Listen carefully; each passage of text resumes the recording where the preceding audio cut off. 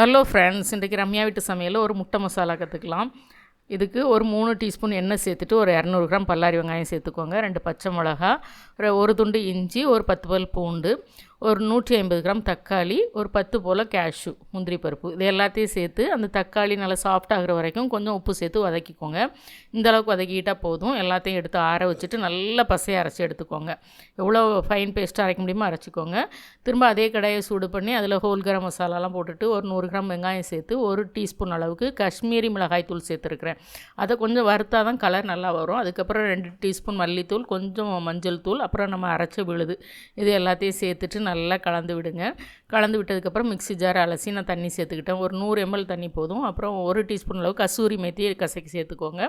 ஒரு 10 நிமிஷம் மூடி வச்சு விட்டிங்க அப்படின்னா முட்டை மசாலா ரெடி ஆயிரும். அப்புறம் வேக வச்ச முட்டையை நம்ம அதில் சேர்த்துட்டு ஒரு 2 நிமிஷம் விட்டுட்டு ஆஃப் பண்ணிட வேண்டியதான். பிடிச்சிருந்தா லைக் பண்ணுங்கள், ஷேர் பண்ணுங்கள், சப்ஸ்கிரைப் பண்ணுங்கள். பாய்.